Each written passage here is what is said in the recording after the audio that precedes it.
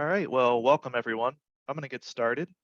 So thank you so much for tuning in to today's webinar. I'm going to kick off a poll kind of as I just start some introductions here. I'll move this to my other screen. So thank you so much for attending today's webinar on Altair SimSolid. My name is Drew Buchanan. I'm the engineering manager here at True Insight. True Insight is a channel partner for Altair. So who Altair is, if you're unfamiliar, they are a high-end simulation company, but there's a lot more that they operate under, and obviously we're talking about SimSolid today. But keep in mind, they leverage, obviously physics-based simulation, but HPC and AI to solve a variety of problems. Point being, like I said, I'm talking about physics simulation today, but there's a lot of other avenues of solutions within the Altair suite. So you could be looking at HPC, IoT, data analytics, or even design modeling. If you have any type of question whatsoever, whether it's regarding SimSolid or whatnot, reach out to us. My colleague's monitoring the chat right now, so definitely he can answer questions as I'm working my way through this webinar, whether it's on SimSolid or another application. But I'll also save some time at the end of today's webinar to kind of go over any questions that any of you may have. So with that being said, our agenda today for SimSolid, what exactly is SimSolid? How does SimSolid compare to traditional FEA? And then we'll jump into some advanced functionality within SimSolid, and then we'll close it out with some questions. So let's kind of get into the SimSolid overview. One of the things that's, when SimSolid kind of entered the market, nearly a decade ago, my own background as an analyst, I kind of had some questions about it. But one of the things that's about it is pretty much, it is a structural solver and it's derived very similarly to traditional FEA. The main difference is how it kind of derives the shape functions. Meaning when you kind of look at traditional FEA, it discretizes and has nodal points and Gaussian points, and then that's how it integrates and solves for a solution. That the typical F equals KU solving for stiffness equation. SimSolid's pretty much doing the same exact numerical technique, but it's instead of looking at discretization of Gaussian points, it generates its shape functions through the actual volumes. So as a result of this, it is substantially less degrees of freedom. So when I say degrees of freedom, I just mean less nodes, like you would have in traditional FEA. It's still calculating in, the translational and rotational degrees of freedom.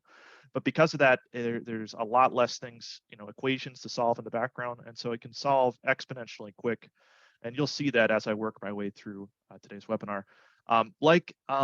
Most of the big FEA codes, SimSolid is benchmarked by NAFEMS. NAFEMS is not an Altair entity. It's what benchmarks every single major FEA code out there. That's I always like to mention that, in terms that there's apprehension about this meshless-based approach. It's still a numerical method. It's a slight variation to what traditional kind of Gaussian representation of FEA is. Lastly put, SimSolid has a lot of, big structural capabilities. So it's not just linear statics. We'll actually jump into nonlinear today. There's vibrations, fatigue, thermal, and buckling analysis as well. And, modal analysis as well, being resonant frequencies. So let's jump into a quick demonstration. I think this is something pretty cool. Like I said, my background, I've worked as an analyst for a long time, and I've spent a lot of time meshing and setting systems up. One of the really cool things, when you look at this system, is how quick it can solve problems. So the first model I have here, it's kind of a classic ATV ramp. When you look at it, there's a lot of components. This is varying components, something with traditional mixed meshing where we have small little brackets, we have fasteners, we have weldments, we have sheet metal components, we have solid components. So in a classical kind of meshing realm, this would be something that would take a very long time to mesh. And then also not even after meshing, applying connections. SimSolid has, like I said, it's meshless, so you're not actually generating a mesh. That's all done via the connections and shape functions that are done in the background. And there's also an automatic connection tool built within this environment. So if I kind of just show you a couple things, in terms of just looking at the cross-sectional plane here, you can kind of see just various thin wall components, things that would be classically kind of challenging to mesh in FEA. So in this model, I've already set it up. What I am going to do is just solve this in real time because it's definitely something that's pretty neat. I'm just going to change this pressure to 5,000 psi on this ramp. So I am solving this on just a straight engineering laptop. Remember, I'm also kind of running a recording of Zoom, so there's a lot of memory being consumed on my machine, and just like that, solves in less than a minute. I think that's really one of the huge powers of SimSolid is the capability to solve quickly. So we look at this, we can kind of extract most of our results, and I'll spend some more time on post-processing as I work through this, but typical things you'd want in a structural solver, being able to understand what your units are, understanding what the min-max values are in the system, and then everything you'd kind of be curious about in terms from a stress value to a strain value. Stress and strain aren't significant. There is some significant displacement, but it's kind of set up to be that way for this ramp in the system. Okay, great. So let me hop back into my slide deck here. So let's kind of talk about, so you kind of get an idea of the meshless technique, but one of the things where people are jumping into SimSolid is for its capabilities of being able to kind of overcome traditional FEA. Obviously, SimSolid's in the Altair suite. We have a lot of high-end simulation tools that can be very useful for some applications. But for a lot of customers, some of the challenges of traditional FEA are some of the following. So the first, you kind of saw in the ramp model I ran, assemblies with big or smaller thick thin parts. If you've ever tried it meshing in traditional FEA, when you start having very congruent or very different types of geometry, what happens is you have to equivalence nodes, making sure those nodes are connected to one another. And it becomes a very tedious task. The other thing that sometimes a lot of people might have to do is they might actually have to merge solids together, and they might have to do some tricky things to kind of overcome FEA. You don't have to do that in SimSolid. You can bring the entire model in, very large assemblies, lots of parts, and it's able to capture that. The other thing that, again, tends to be very kind of tedious in FEA is if you have very small geometry features. A lot of times you have to kind of defeature them. So maybe you're removing small holes or small fillets, things that would require very fine mesh refinement to make sure they're accurate. You don't have to do that in SimSolid. One of the big things that I run into all the time with customers is part gaps and overlap. So this would be if there's any gap or interferences. Unless you're trying to model an interference or press fit in FEA, you don't want to have parts that are interfering with one another because it's going to cause numerical instability. A lot of times the model won't even solve, and if it does solve, it's probably going to spit out garbage results. So typically what an analyst has to do is they have to go back and make adjustments to the CAD. Depending on the nature of your company, you may not necessarily have control over the CAD modeling. I know when I worked as an analyst, we had a separate design group that was doing a lot of the design, and they'd have to go back and make the changes. So losing time in terms of correcting CAD models, you don't have to be worried about that within SimSolid because it can actually solve interferences or gaps in a system. And kind of these last 2 points. So you see a lattice structure. A lot of you guys probably getting into additive manufacturing. Lattices have very small thin walls. They're not generally easy to model with shell elements because of, they're very unique. In this kind of brake caliper here, this is not something that would be easily meshed with a shell. And if you went to a traditional solid mesh, you'd have tons and tons of nodes, and you'd have a system for a really basic part solving forever. In SimSolid, it can kind of overcome that. Again, that's the power within the tool. And the last thing here, thing to kind of keep aware of is if you start having odd face transitions or small splinter surfaces. Obviously, SimSolid, as Altair, we have a really powerful preprocessor that can overcome these issues called HyperMesh. But for some of you, you may not necessarily have access to HyperMesh. SimSolid can kind of overcome these issues where traditionally you need a higher end preprocessor. If you don't have a good preprocessor to handle these meshing issues, a lot of times you'll just be kind of out of luck trying to mesh it in traditional FEA. So a couple other things I know I've kind of covered these, but kind of how SimSolid functions is it looks at, entire parts, large assemblies. It could be a single part, and treats things kind of through an arbitrary region or a volume shape function. In traditional FEA, you're kind of creating these small little tets or brick elements, and it kind of breaks it up into small little shapes, and that's where the nodes are assigned. In SimSolid, you're not actually having to create a mesh as a user. It's doing that all over the kind of the entire parts and the geometry of your system, and then that's how the integrals are calculated.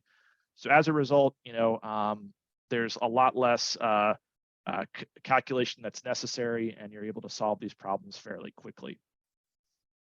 So the final thing I'll show before we jump into a couple more demos here is this is kind of a classic application that I'm sure a lot of you guys have run into. I know in my own career I've run into it, of acceptable connections within kind of the FE realm. So kind of the first here at the top on this part on the left, this would be kind of an ideal situation. No gap, parts are aligned. So great. The actual two parts that are interacting here, there's a perfect coincident connection. It's very easily to equivalence those nodes. That's not an issue in traditional FEA. But when you start having issues are kind of the 3 blocks here below. First thing would be a large part overlap. This is a basic model, so you may be able to go back and kind of make changes in CAD, but most of you guys are probably working on, large assemblies. I know in my career, I've worked in assemblies with hundreds of parts, and having to go back and manually fix all these corrections within CAD can be very tedious. And then you start dealing with, even like where the CAD designer may think they've resolved the issue and there's still a small overlap, and that could be very, due to how the mates are set up in your CAD tool. So that's another kind of case. Or you start having kind of organic shapes where you have a small overlap, but you have to kind of have a tangent or a coincident connection here, and you can't overcome that overlap. Lastly would be a gap. Maybe there's just a small gap in the system. So these 3 things are things you generally have to correct in traditional FEA. Otherwise, you're not going to get a model of accurate results. In SimSolid, we can actually overcome all these issues because we're treating the entire volume as a kind of a shape function. So if there's small interferences or small gaps, we can overcome it. Obviously, if it's a huge gap or a huge interference, it kind of changes the stress nature because you're kind of assigning a small little connection right here. So rule of thumb is you still need to have some kind of execution in terms of accuracy, in terms of gaps, but a lot of the things that most of you guys run into, common problems, are just these small gaps or small interferences, and SimSolid is able to take care of this. All right, so let's hop into a couple examples showing this. So I'm going to close this model here. And the first thing I will do is I'll import my model here. So first thing, the other thing you're probably wondering, within SimSolid, we can import, a variety of CAD formats. So we're not limited to, whatever CAD tool you're working in, as well as all the kind of the neutral file formats here. So keep that in mind. I'm going to bring in a Parasolid file. So most CAD tools will kind of tell you an interference, but one of the things that may happen is when you translate that model to another tool, sometimes you may not even have an interference when you set it up. Great thing about SimSolid, it's going to show these interferences directly. So as soon as you open the software, it's going to tell you where there's overlaps occurring. All right, so I see there's some overlaps occurring in this excavator model. If I kind of zoom in here, you'll see I can actually click on the part, and then I can zoom in and kind of see there is, kind of an interference right there. So 10 millimeters, that's half an inch. It's not significant. Obviously, this is a demo model. If I wanted to go back to CAD, I could probably move these and reassign the mates, but I don't need to do that within SimSolid. So what I'm seeing here is the max overlap that's occurring is about 10 millimeters. So if I hit close, what happens next is SimSolid prompts this automatic screen. So this is kind of also the beauty of SimSolid, where it automatically assigns connections whenever you import a CAD model into the system. So right here, I can specify a penetration. So this means any interferences in the part. And remember, the largest interference is like 9.5 millimeters. So I'll set my penetration tolerance to be 10 millimeters. And vice versa, I'll just put my gap tolerance to be 10 millimeters as well. So if there's any gaps in the system, I can kind of show that as well. So if I hit OK, it's going to automatically kind of create those connections for us. So great. It's kind of already created all these connections. If I can click on it, I can review the connection. and we can go through that. But let me kind of just set up a basic model to see if it kind of solved everything I wanted within the system. So within SimSolid, we can go up. There's a number of modules, which I'll talk about later. I'm just going to start off with a linear static application here. All right. So first thing we'll do is we'll apply our fixtures. The nice thing about the GUI of SimSolid, you'll see as soon as you start a study, the restraints, how you're kind of restraining the system are the first 4 icons right here, whether it's kind of a fixed translational displacement, where there's a slider support, where you're not fixing everything, or even jumping to a pivot support if it's a cylindrical face, and then even a spring support if you have kind of an elastic stiffness. So kind of classical fixtures, you have all those available to you. So I'm going to do an immovable fixture. And again, SimSolid, we can apply it, not just on a face. I'm doing it on a face, but I can do it on an edge, a vertex, or even kind of a localized spot. So that would be kind of like a small little location of a face you want to apply. So I'm going to click on this face, hit OK. All right, great. So I have my fixture applied. You'll see in my tree to the left, it shows everything that's set up in my model, which is great. And then what we can also do is we can then apply our actual kind of apply to our restraint, so our boundary conditions, so pressure or force.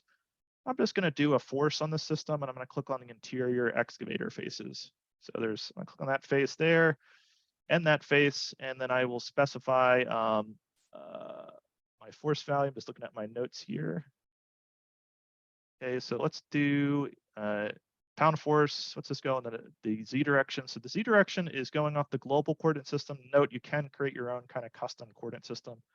For the sake of simplicity, I'll just go off of the global coordinate system and just say a pretty minimal force, but I just want to kind of see how it solves. All right, so again, I'm going to solve this in real time. So all I have to do is hit solve. And you'll note that I haven't assigned a material. Within the actual SimSolid database, there is a pretty extensive material database. I'll talk about it in a moment, but I'm just going to go off a default material, which is steel in this case. So when I hit yes, you'll see that it's actually solving here at the bottom. And you'll see this item that says physics pass. That means it's actually looking at all the shape functions and doing numerical convergence. We can adjust these settings if we want more physics passes, but the default tends to be pretty good for most systems. So in this case, again, it solves less than like 30 seconds. And I see, even though I had interferences when I started this model, it overcame the interferences and it's able to kind of solve and look at our results. So looking at stress and displacement, definitely super valuable, and kind of eliminating a lot of those needs where you'd go back and have to readjust within your own kind of CAD tool. Great. So I'm going to close this project. I'm going to go to, so we kind of touched on connections, but I kind of want to highlight some other things within the connection. Again, kind of just, one of the nice things about SimSolid is its ability to kind of, make things a lot quicker within the system. So I'm going to go to my connections project here. So it's going to be this ramp. So remember in this ramp, there's actually fasteners. So if you're modeling fasteners, some of you might have some type of integrated fastener tool within your CAD program, SolidWorks Toolbox, Creo, I forget what it's called, or you may be generating these for, just manually in geometry, you can do that. Note, we can also kind of create fasteners virtually. So if you're not creating them in your CAD tool, we can create them virtually within SimSolid. But one of the cool things is if you import hex nuts, which most of you probably, if you're working off of manufactured parts, there's probably the hex nuts are modeled in your CAD tool. So one of the cool things about SimSolid is it can automatically kind of apply those fastener connections when you kind of set up your model. Again, kind of reducing the number of time that you would do in traditional FEA where you have to manually assign these components. So I'm going to delete these connections in this model. I'm going to talk about seam welds in a moment, so I'll keep these seam welds in the system just because I want this to solve. And I'm going to specify my automatic connections, and I'm just going to use the default settings. And you'll see after I do that, it automatically recognizes the fasteners you've applied. So you'll note within SimSolid, it has regular connections, which I can click on, which are kind of face connections, but then it also has the fastener connections applied. So if I zoom in, it's going to recognize that bolt right there. So it automatically can kind of recognize those bolts directly in the system, and you'll see that SimSolid recognizes it by kind of designating a shape. You can go to this individual component and recognize it, but that's one of the other kind of huge advantages of the system. It recognizes the nuts and bolts you have already kind of created in your CAD geometry, so you don't have to go back and redefine it. All right, so you see that the other thing that SimSolid shows you, it shows you that it's red. So I need to solve this. The results are out of date because I didn't have my fastener connections. I can hit solve. And then this is the other thing to kind of keep in mind. We have like, let's see, like 66 fastener connections, a lot of connections here, like 383 connections. And then our seam welds, which I'll show you in a moment, which are actually also automated as well. So all these connections are other things traditionally in FEA would take a long time to set up. You're doing this in a matter of minutes, for a system versus traditional FEA could be hours spent.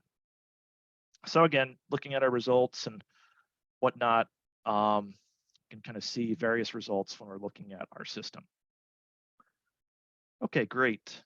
So let me transition to another model.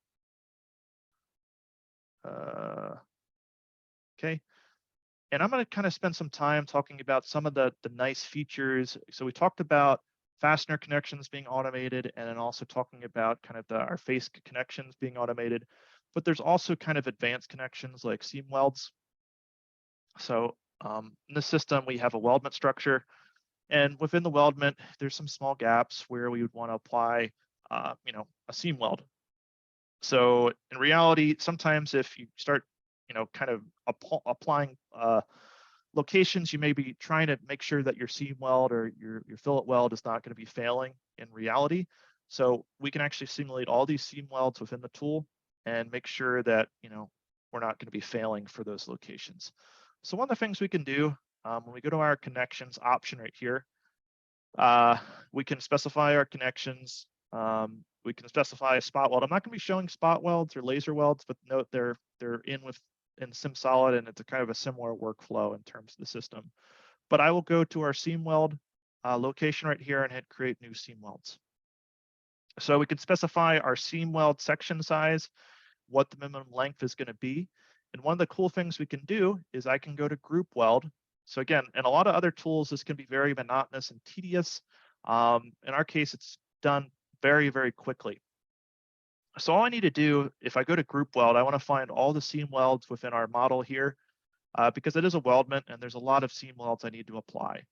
So what I can do is I can grab every single part in the model from my part list, hit find welds, and it sees that it needs to create 341 welds. And you see how it automatically creates that? It's showing you where the welds need to be in the system. So then I can hit OK, and then it applies all of these seam welds to my model. So again, all this was done in real time. You're seeing kind of things that traditionally would take a long time to do in traditional FEA. It's done very, very quickly. So the seam welds were kind of the last piece of the fixture. The other thing that's nice about SimSolid is it does show you the weld locations. The other thing to keep in mind, if you don't like kind of the traditional gray color, you can change it to be colorized if you want. I kind of like the gray color because it helps me see the green kind of seam welds, but you can kind of adjust color tolerances as well, which is nice. So if I go to my structural system here, we can then actually solve. One of the other things that is nice before solving is if your system is not connected, it will actually tell you. So for instance, if I go here and hit find and show disconnected groups of parts, it'll tell you, hey, the assembly is good. It has no disconnected groups of parts. I'll show you an example right after this where it's going to show you before you apply the welds and the connections that the system is disconnected. I'll show that in a moment. So if I hit structural and hit solve,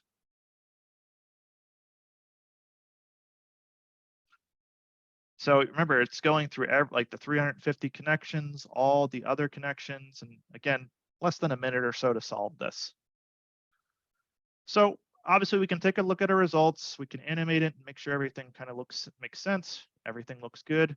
But the really cool thing about it is when you start designing for welds, as some of you are aware, you want to make sure you're looking at those weld forces to make sure you're not exceeding the critical criteria. So what we can do is we can actually go to our weld force option here and hit seam weld forces.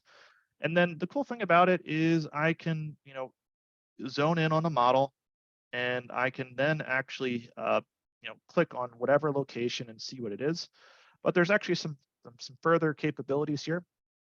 Or if I hit evaluate, it's going to show me a little legend right here. So if I zoom in on this weld, so you see the weld, it's going to show me how much that range is going to vary across the length. So you're kind of understanding where the high force values are going to be in that weld. So all right, so I see the welds on the end here, it's kind of high. And we can also look at, what that force magnitude is. So again, things that you would need to kind of ascertain, are my welds going to be okay in my design? You have that at your disposal. So this is kind of the first application where maybe you've modeled the gaps in your system, you haven't modeled the welds. Another thing that, I encountered in my career, and I've talked to some customers, sometimes when you're kind of creating the as manufactured drawings, they actually model the weld beads directly on the system. That's just something they want to show in their CAD. And SimSolid can also understand what those connections are as well. So I'm going to open up another project here. So I'm going to discard this. And I'm going to open up this other seam weld application. So this is an application where maybe you're in the habit at your company where you actually have to show and model the weld beads. And a lot of tools, you might have to actually kind of remove these or create what's known as an FEA configuration. SimSolid can actually, treat solid components and actually apply the weld. So we're going to do that in this application. So another seam weld application, but another kind of cool thing of showing kind of how SimSolid can automate and kind of reduce a lot of kind of setup time and complexity that you may run into. So the first thing I want to point out is, remember how I showed you the automatic or disconnected groups of parts? Let's click on that first. So this is a cool thing because this is a great way of checking that your connections are all set up. Obviously, you can see on my tree, I don't have all my connections, but whenever I set my systems up, I'll always apply this to make sure that there isn't any disconnected part. So in this case, I can see all the different parts are disconnected and I haven't applied, anything yet. So I need to actually go through and apply my connections and also my welds. So that's another kind of cool thing. It's a really easy way of checking to see if my system's set up properly. All right, so let's kind of show this other kind of cool feature on seam welds. So I'm going to create some new seam welds. So the first thing, the master weld tab here, this is where you're manually click on components and it's going to assign that. Ran through the group weld, and then the other option here, weld by lines, is if you actually have lines or edges you want to specify. But in this case, the actual weld beads were created in the system. And the cool thing about this, most of you are probably doing this in your CAD tools. You probably have a specific name for what you create those as. I can go to my tree here to assembly. The other thing that's nice about SimSolid, it brings in the metadata. Whatever you've saved your part file as, it's going to save that individual part file. As you see, fillet weld, whatever it was named in the CAD tool it was created. So what I can do is I can just go to seam weld, go to weld from solid, and I can select find parts by keyword. I'm just going to type in fillet and find parts, and you'll see it grabs all the single, see in naming convention I used was fillet weld for all these. So from there, I can then, find all the welds associated, and you'll see it does it again in a matter of seconds. So things, again, that would traditionally take, probably hours to get everything cleaned up here. In some tools which require gaps, we can do both. We can model the actual, if there's a gap, as you saw in the first model, or we can actually model if you actually are modeling the weld beads themselves. So if I hit OK, you'll see in my system now, I have my seam welds applied. Obviously, there's some coincident faces as well, so I need to apply my connections to this system. So I'm going to do that. I'm just going to use the automatic connection tool and hit OK. So it recognizes some fastener connections, a regular connection, so it sets everything up pretty quickly for us. So then we can go to our modules here. and specify I'm just going to do, again, a pretty standard, straightforward study, but we just want to take a look at our results. So I'm going to fix one of the bottom faces here, and then I'm going to specify maybe a pressure instead of a force. Let's just go on this face here, and then note you can always change your units as you're working your way through this as well. My default units for most projects I said is SI. That's why I'm changing it. So I don't, if I'm always working in US units, I can change it to be in US units. All right. Just grab a quick drink of water. Great. So now what we can do is we can hit solve, and we'll just use the default material again, which is steel. I'm going to spend some time talking about materials in a moment. But you'll see how it's solving this all in real time, going through all the seam welds. And again, this is all just being solved in real time. So at this point, you can obviously look at your displacement values. But one of the other things, as I've been showing this, I've been just showing general contours. We can query and understand anywhere in a specific model. So right under the result plot here, I can go to pick info. And what this allows me to do is, in this case, maybe I want to look at the magnitude at my mouse cursor right here. It's going to allow me to kind of look at what that mouse magnitude is. The other really cool thing about it, it's going to show the stress values here. On the main graphic, it's showing displacement.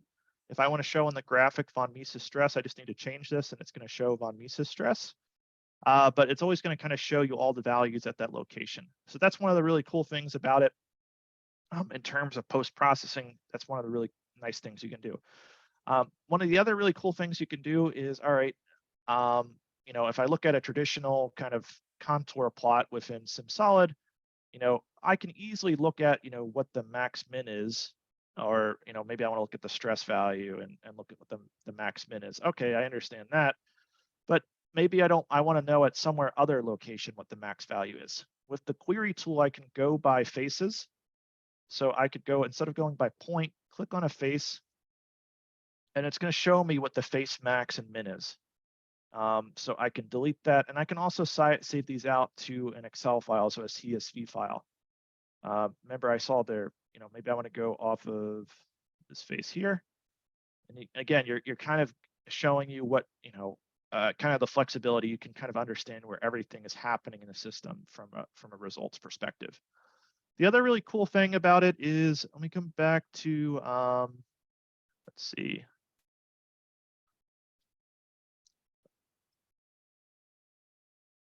If I wanted to actually kind of understand what's happening to a specific value over a set distance, I'll show this in a moment. You see right here, I'm showing the strain. So I just made a small little segment. It's showing me how this is kind of changing with respect to time. I'll show this in the nonlinear model, but this is another kind of cool way of, a lot of times I'll use this to kind of show the displacement across a set distance or the stress across a set distance. In this case, it's showing me the strain across this path. So it's another quick way of understanding what's happening to your system. Great. So I will close this. I'll hop back right into my slide deck here.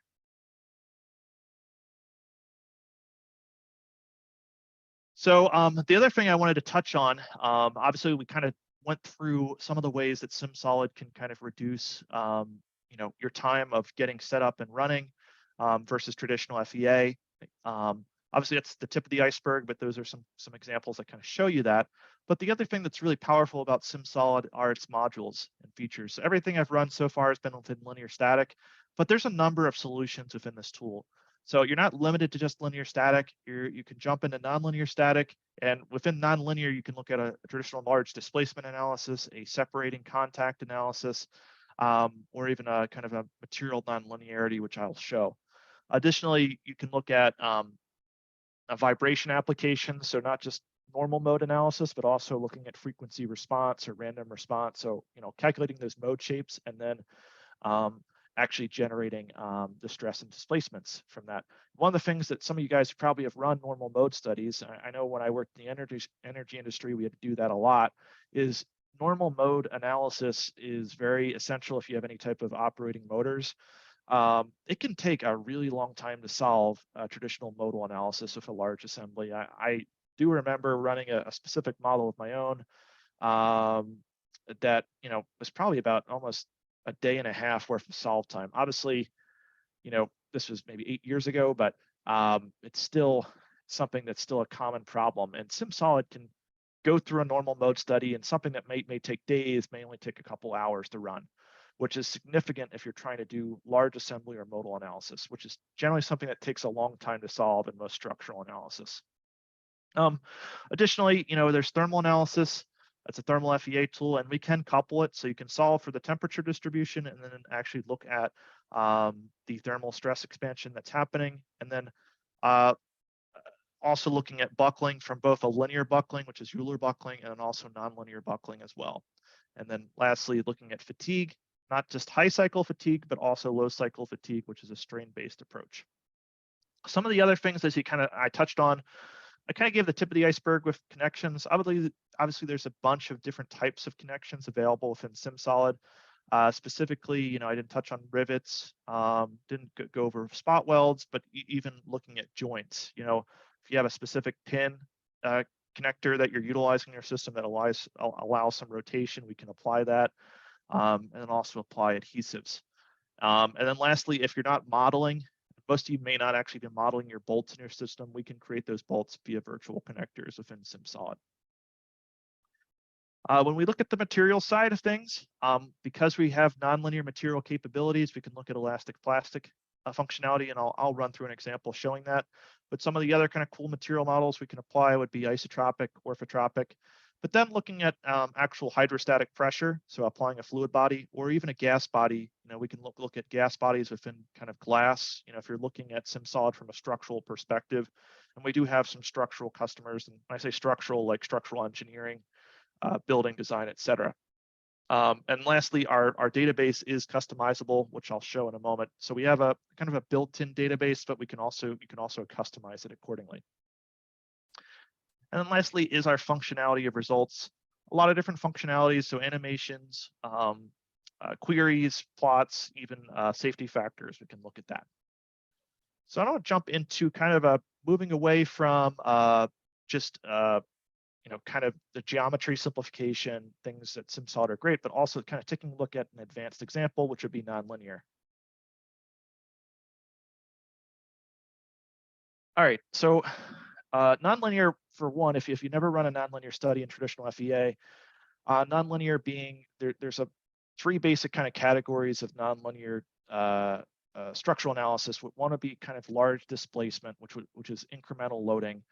Even if nonlinear static, what's happening is you're kind of specifying steps in the analysis, and it's making sure you're not exceeding a strain tolerance. The next thing would be a material nonlinearity. So say you're loading your part and you want to look at plasticity. So you have a stress strain curve and you're going above the yield limit. That's another classic example. And then the final thing would be kind of a separating contact. So during the analysis, maybe the contact isn't fully maintained or it's separating. So a frictional contact. If you're trying to solve frictional contacts in linear static, you're not really kind of showing the full picture. So that's generally why a lot of analysts will jump into nonlinear. So in this case, relatively large model. It's not the biggest model. Obviously, SimSolid's capable of very, very large systems. But when you look at nonlinear problems can take a very long time to solve because it's generally incremental. I'm going to solve this in real time. It's going to take a little bit longer than what you've been seeing for linear static, but it's still going to solve reasonably quick. So the first thing I'll point out here within the actual nonlinear module here is you can specify the type of nonlinearity. So material nonlinear. And this is kind of, I was talking about incremental loading, which is kind of the basis of most traditional nonlinear analysis, and then separating contact. You'll see kind of all the modules here. So everything I've run up to this point has been structural linear, but this is a nonlinear study. There's also buckling. So buckling linear and nonlinear buckling could be found within the structural nonlinear, and then some structural sequential, and then also multiple load cases. Our module here would be our modal analysis. So we can not only run a normal mode study, but we can also pre-stress a system and look at a normal mode study. And then our vibration modules here, which you solve a normal mode study, and then you look at looking at the stress and displacements due to an excitation, our thermal modules, and then our fatigue module here. All right, so the nonlinearity in this system is actually a material nonlinearity, which I specified here. But let's kind of spend some time talking about the material database here. So if I go to the material database, there is an integrated material database that comes within SimSolid. So you can actually, there's a pretty large material database here. But what you can also do is you can actually kind of create your own. So you kind of see I have an external project materials folder here of different materials I've created from on my own. In this case, I've created just a nonlinear material model.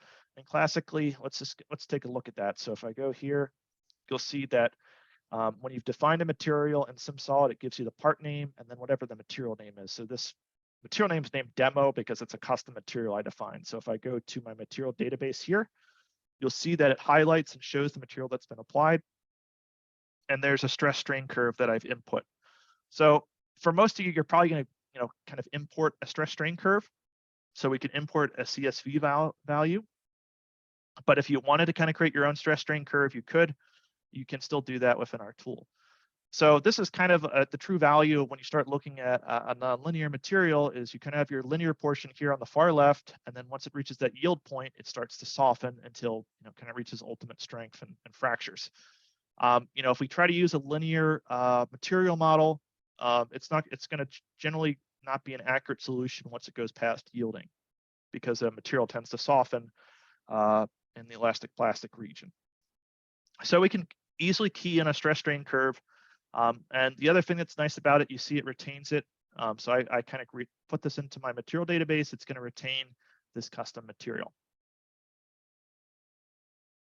All right, great. So the other thing I'll kind of run through here is we have our fixtures here. So there's a movable fixture here, and there's another grappler hook here. I'm just going to change this because I just want you guys to see the value of solving this in real time. And nonlinear is something that traditionally takes a very long time to solve as well. This is going to solve very, very quickly, versus if you're trying to solve this in traditional FEA. So it's going through the physics passes here, and then it's going to go through kind of solving the nonlinear materiality that we've set up in the model.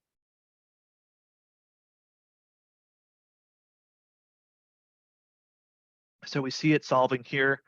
And like I said, I think I've timed this out. It should be less than a minute, but it does take a little bit longer time. But bear in mind, trying to solve this with a traditional FEA tool would take a good bit of time. All right, so see, just like that, it finishes. So the cool thing about it, same post-processing. So I think that's another thing that's nice about this is the GUI and the learning curve, even when you jump to nonlinear, kind of makes it very user intuitive to kind of work your way through the system. But you'll see from the results perspective within the linear module, it's showing 3 results. So if you've never run nonlinear, I'll just kind of give a classic example. When I was in graduate school, my professor used this example all the time, so I refer to this one. If you think of a paper clip on your desk, if you put force on it, if you don't put enough force on it, it's going to maintain that shape.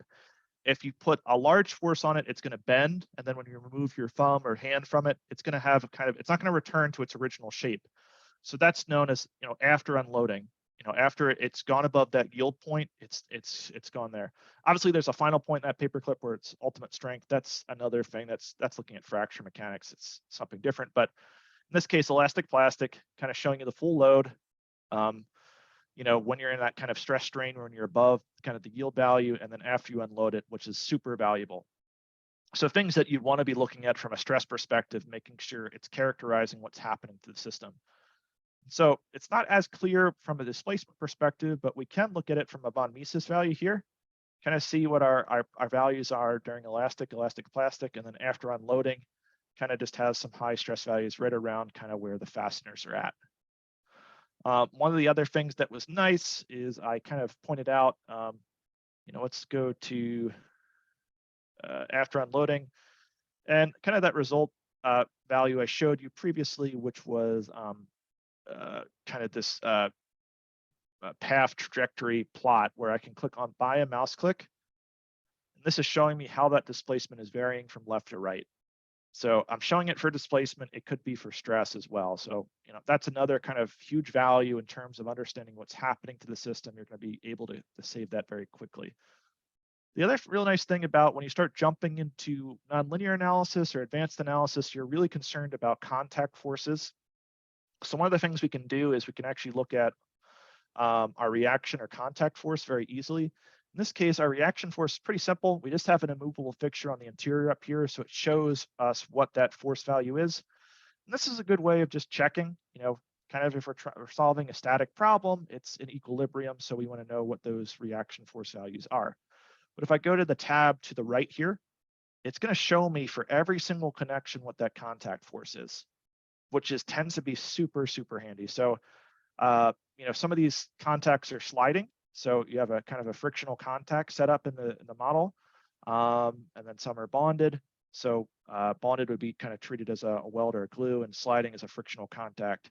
So you're characterizing kind of advanced contact forces, things that you'd want to have in a system. And everything you're looking at can also be saved out. You can save every single one of these to a CSV. So if I do that real quick,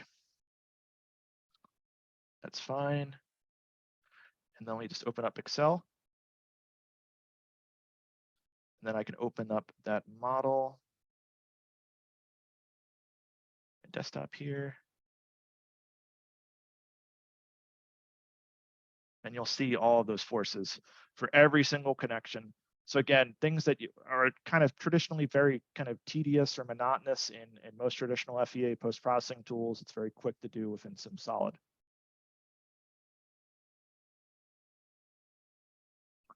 Okay, great.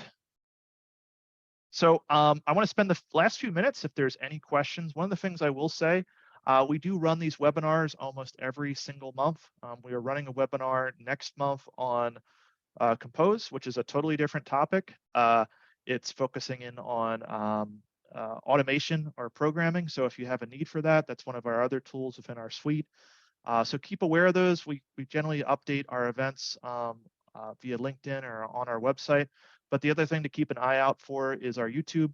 This webinar will be posted on our YouTube page. You can see below. Definitely subscribe to it because we're always adding small videos and longer form videos. But with that being said, I'm going to take some time now to address some questions.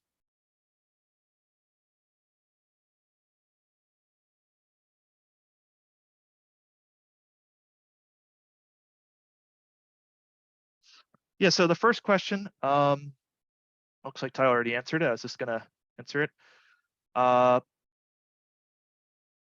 So first, I think it's a good question is just there are a number of benchmarks within SimSolid. One of the cool things about it, I'll share my screen real quick, is if you kind of go to settings here, I'm sorry, if we go to the help, and then you come to the help here, that's the other thing, you'll see the verification problems. So all these verification problems are classic verification problems that are solved via NAFEMs, and you'll see them here. These are all part, you can actually, work through them together, and you'll see, what the results values are, and it's within that tolerance of acceptability. So that's kind of that first question. A lot of questions here, so great, thanks for these questions. Yeah, so another good question, what are the drawbacks of SimSolid? When would you still recommend traditional FEA? Yeah, so really good question. I get this question a lot. So obviously there's still a need, and SimSolid is a tool. We have a tool called HyperMesh. Because you're looking at kind of shape functions of volume functions, you can't really characterize composites.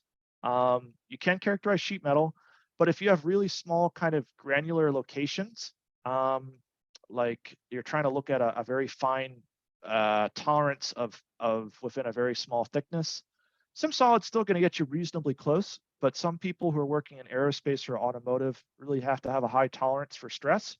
And that would be an application where you jump into kind of traditional meshing. So one of the times, even when I work with some customers who are using HyperMesh, they will use SimSolid as kind of a first pass analysis because they can set something up quickly and know the ballpark, and then they can do kind of their final pass analysis of HyperMesh. So good question. I appreciate that question.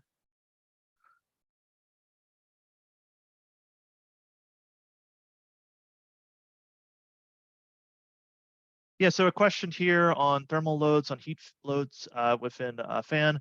So you can apply, if you know your convection coefficient, Ben, you can apply thermal loads on a heat fin. Obviously, it's not a CFD-based solution, so you're not characterizing the fluid, but you can characterize it by clicking on a face. So if I click on a thermal analysis here, so thermal steady state, that's fine. And then what I can then do is you kind of see the different boundary conditions here. So heat flux, temperature, and convection. So in your case, you would apply convection on those fans. You would just need to know that convection heat transfer coefficient. If that's something you don't have, that's where you jump into CFD.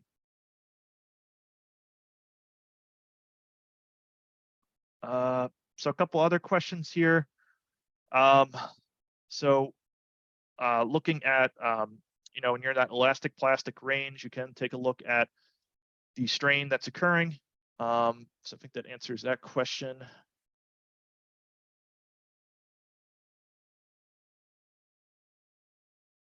Yeah, so Rick, good question on the initial contact behavior. You can specify separating and closing contact. So depending on the control, you do have some control over it, and you can add friction. That's probably relating to the other question. If you have really advanced contact, you may want to jump to a traditional FEA model, but for the most part, you can control it.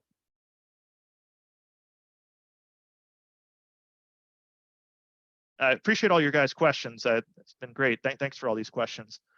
So another question on the temperature dependence.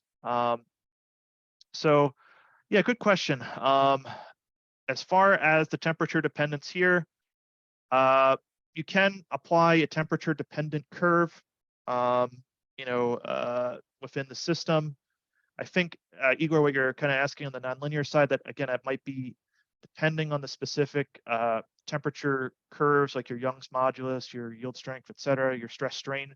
We don't have a stress strain relationship that's kind of temperature dependent. That might be where you jump into the hypermesh, but we can have some temperature dependence of some values. So to answer your question is it can solve some temperature dependent problems, but I think what you're asking for, I think it's something would be better served by HyperMesh or SimLab, which are other tools within our suite. And that's kind of another question where you start having some like advanced boundary condition, et cetera. That's where you kind of jump from SimSolid to one of our other tools. So a good question.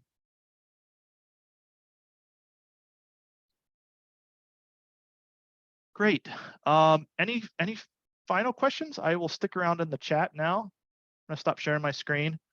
Hey, Drew, there is one more question in the chat from Alex Jensen. Okay, thanks. Let me take a look at it.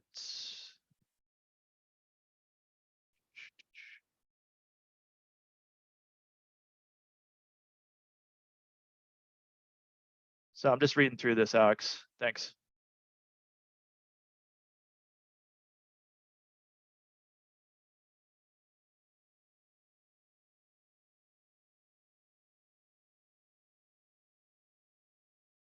Yeah, so the first question that you're asking, Alex, it depends.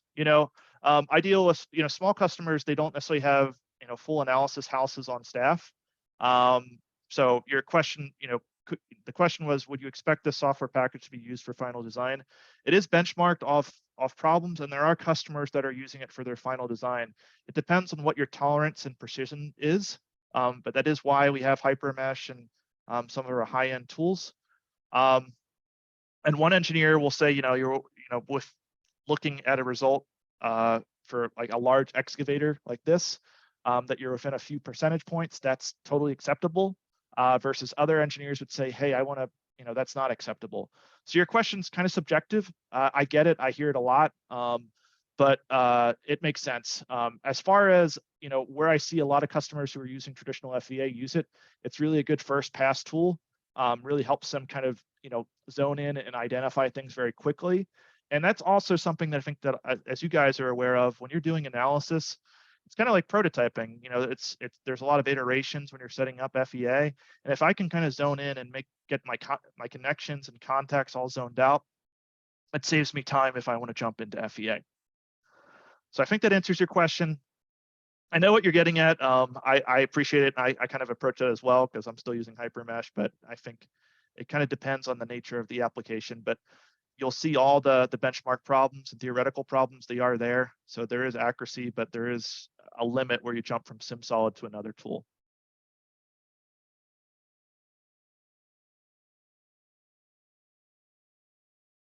Okay, I think that answers. So yeah, great question, Alex. I appreciate it. If you do have further questions about it, let me know. I can chat with you. Happy to send a couple case studies as well, but I think that's a totally normal response I get.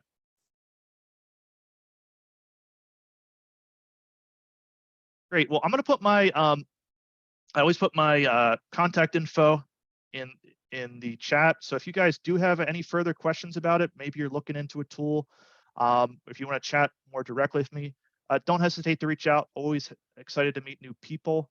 But I think that's going to bring us to the end. I will just stick around in the chat for a few more minutes if there's any final questions, but I am going to stop the recording now.